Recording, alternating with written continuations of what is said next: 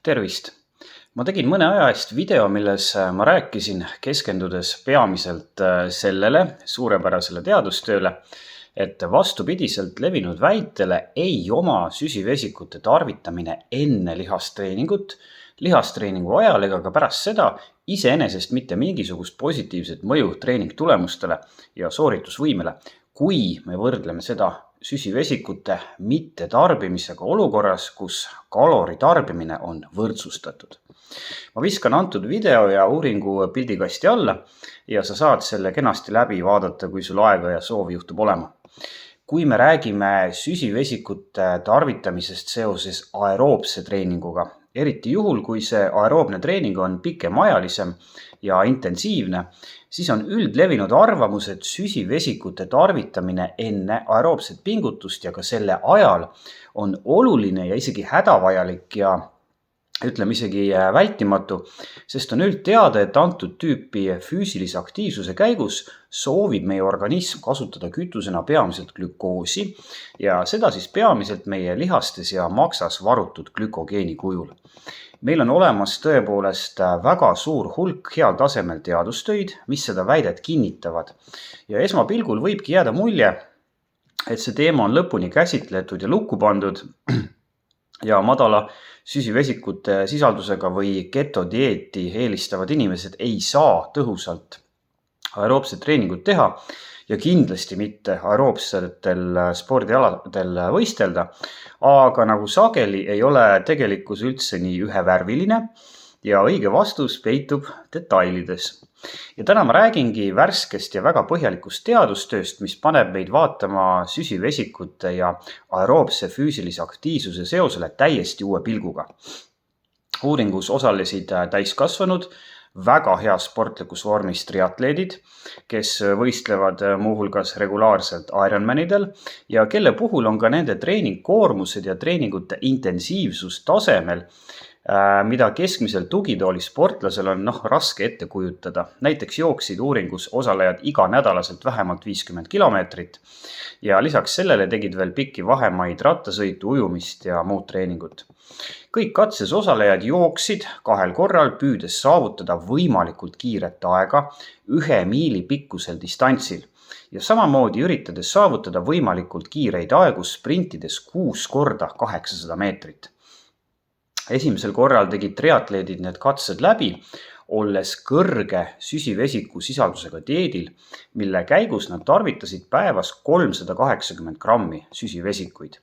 Teisel korral tegid katses osalejad mõlemad distantsid läbi, olles süsivesikute vaesel dieedil, mille käigus nad tarvitasid päevas maksimaalselt 40 grammi süsivesikuid.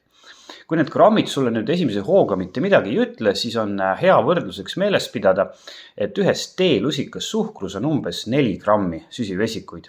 Ehk siis kõrge süsivesiku sisaldusega toitumise käigus tarvitasid sportlased päevas süsivesiku koguse, mis on võrdne kogusega, mille sa saaksid 95 teelusikast suhkrust. Ja madala süsivesiku sisaldusega dieedi puhul süsivesikute koguse, mille sa saaksid 10 teelusikast suhkrust. Ja üks võrdlusmoment veel, üks Big Mac burger sisaldab umbes 40–50 grammi süsivesikuid. Miks see süsivesikute jutt nii oluline on?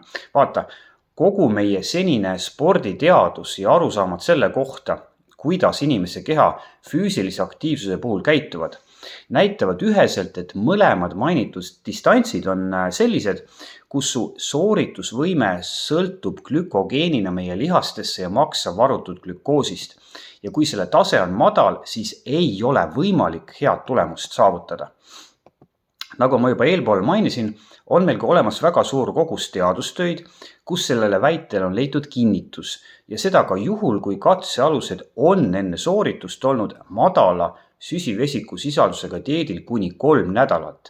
Ehk siis nende organism peaks juba olema tavateadmise mõttes uue olukorraga kohanenud ja läinud ketoosi ehk siis asendanud glükoosi energiaallikana ketoonidega, mis kujutavad enesest maksast toodetavaid alternatiivseid energiaallikaid.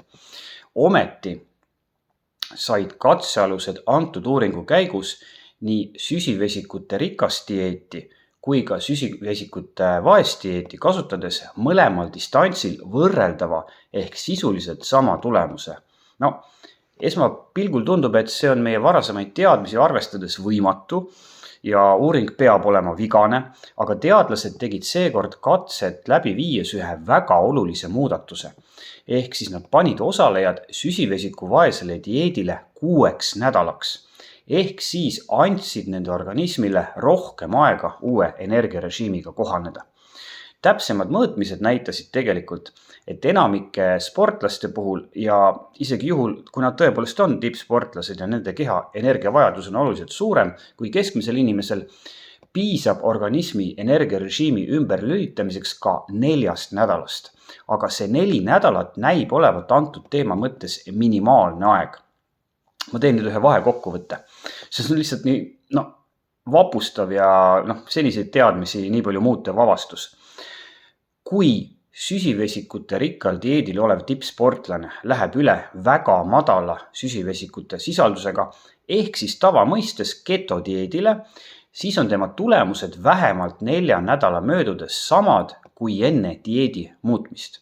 Ehk siis ketogeensel dieedil olles on lisaks lihastreeningule võimalik väga edukalt teha ka aeroobset treeningut ja seda isegi juhul, kui sa ei tee seda mitte ainult tema tervise parandamiseks, vaid ka saavutusspordina. Vau! Selleks, et mõista paremini täna tutvustatav uuringu järgmist osa, peaksime me rääkima hüpoglükeemiast.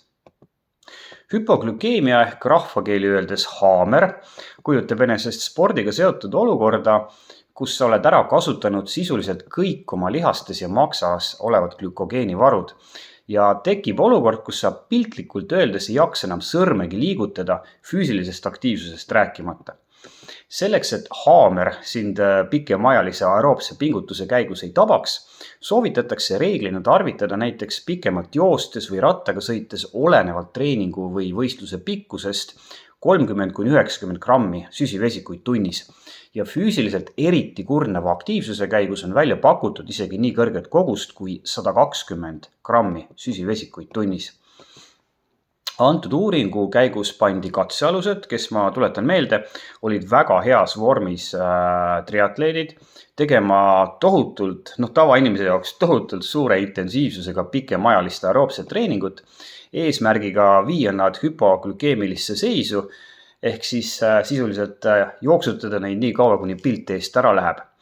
Kusjuures süsivesiku rikas dieeti tarvitades paluti neil olla enne seda vähemalt 15 tundi söömata, et tulemused oleksid ketodieediga võrreldavad. Ja katsete käigus selgus, et nii süsivesiku rikkal dieedil kui ka ketodieedil olles piisas haamri ehk hüpoglükeemia vältimiseks üldiselt soovitatud kogusest oluliselt väiksemast doosist ehk siis 10 grammist tunni kohta. Ma võtan nüüd selle uuringu kokku ja toon välja 3 peamist avastust. Esiteks, madala süsivesiku sisaldusega ehk ketodieedil olevad sportlased võivad edukalt võistelda aeroobsetel kestvusaladel ja saavutada sama häid tulemusi kui nende kõrge süsivesiku sisaldusega dieedil olevad konkurendid. Teiseks, väga kurnava ja pikaajalise aeroobse pingutuse käigus piisab hüpoglükeemia vältimiseks 10 grammist süsivesikutest tunnis. Ja kolmandaks, kui suuri koguseid süsivesikuid tarvitav sportlane soovib süsivesikute tarvitamist vähendada ja minna ketodieedile, siis on ta organismil uue energiarežiimiga kohanemiseks ja selleks, et ta tulemused oleksid endisel tasemel, tarvis vähemalt 4 nädalast perioodi. Ja veel, antud uuringus osalesid füüsiliselt väga heas vormis olevad sportlased, aga kõik need leiud laienevad minu hinnangul ka tavalisele harrastajale, kellel lisaks kõigele ei ole tarvis regulaarselt ennast hingetuks joosta või võistlustel tipptulemusi saavutada.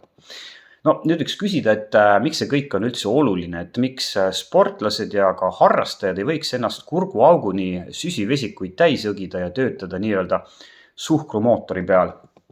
Aga sellepärast, et meil on tänapäeval väga hea teadmine sellest, et kui meie vere glükoosi ja insuliini tase on pidevalt kõrgel tasemel ja kõigub väga suures ulatuses väga sageli, siis tõstab see oluliselt teist tüüpi diabeedi tekke riski ja mida muide natukene vähem teatakse ka näiteks südamehaiguste, kroonilise neeruhaiguse, Alzheimeri tõve ja laiemalt ainevahetussündroomi tekke riski ja põhjustab organismis üldist põletikulist fooni. Tippsportlased on, kuna nende organism töötab ses osas ülimalt efektiivselt, üldiselt kõrge glükoosi ja insuliini taseme diabeeti põhjustava mõju eest kaitstud, kuigi on ka vastupidiseid näiteid, millest üks tuntumaid on 5-kordne olümpiavõitja sõudmises Steve Redgrave, kellel diagnoositi enne 2000. aasta Sydney olümpiamänge teist tüüpi diabeet ja kelle dieet enne diagnoosi koosnes peamiselt süsivesikutest. Ja tõenäoliselt mängib tippsportlaste puhul, kui me räägime kõrge süsivesikusisaldusega dieedi ja teist tüüpi diabeedi seostest, sarnaselt muidugi igaühega meist, võtmerolli geneetiline soodumus. Aga tõsiasi on see, et üllatavalt suurel osal väga heas vormis olevatest sportlastest on vereglükoosi tase pidevalt nii kõrge, et sisuliselt on nad väga pika aja ööpäevast diabeedieelses seisundis, nagu selgub näiteks sellest teadustööst. Ma julgen ka arvata, et kui me räägime tavalistest inimestest, mitte tippsportlastest, no siis on olukord tegelikult palju hullem ja ohtlikum, sest üldiselt on tippsportlaste organism sedavõrd tuunitud, et suudab glükoosi ja insuliinitaseme kõikumisega hakkama saada. Aga tavaline inimene, kes tarvitab sageli, oleme ausad, ebaadekvaatselt suurtes kogustes süsivesikuid, teeb natukene aeroobset treeningut ja ignoreerib täielikult lihastreeningut, mis ta verest, glükoosi välja imeva lihasmassi suurenemise läbi ära päästaks, liigub reipas tempos teist tüüpi diabeedi ja teiste krooniliste haiguste suunas, kuigi talle enesele tundub, et ta on sportlik ja ta elab tervislikult. Näiteks, et seda väidet illustreerida, ma näen jõusaalis pidevalt, et mõnikord rohkem intensiivse ja tavaliselt mitte eriti intensiivse aeroobse või lihastreeningu kõrvale tarvitatakse ära suurem kogus maitsevett või spordijooki. Kui sul on harjumus treeningu ajal vedelikku tarbida ja see on täiesti okei ja ma teen seda ise ka, siis tee seda. Aga ma soovitan sul juba poes ja enne maitsevee või spordijoogi ostmist heita pilk peale koostisosadele. Kui seal on kirjas suhkur või glükoos või fruktoosisiirup või fruktoos, siis jäta see pudel poodi. Sest esiteks ei vaja sa neid süsivesikuid ja teiseks ei aita sellise joogi tarbimine kaasa su kaalu eesmärgile ja sikutab sind sammukese lähemale insuliini resistentsusele. Seega, tee regulaarselt aeroobset ja lihastreeningut ja piira oma süsivesikute tarbimist. Ja kui sa oled mõelnud viia oma süsivesikute tarbimise ketodieedi tasemele, aga oled olnud mures, et ei jõua siis enam äkki joosta või rattaga sõita, siis näitab täna tutvustatud uuring selgelt, et ligikaudu 4 nädala möödudest pärast sellist toitumismuudatust oled sa jälle tippvormis. Vaat nii, jõusaalis näeme!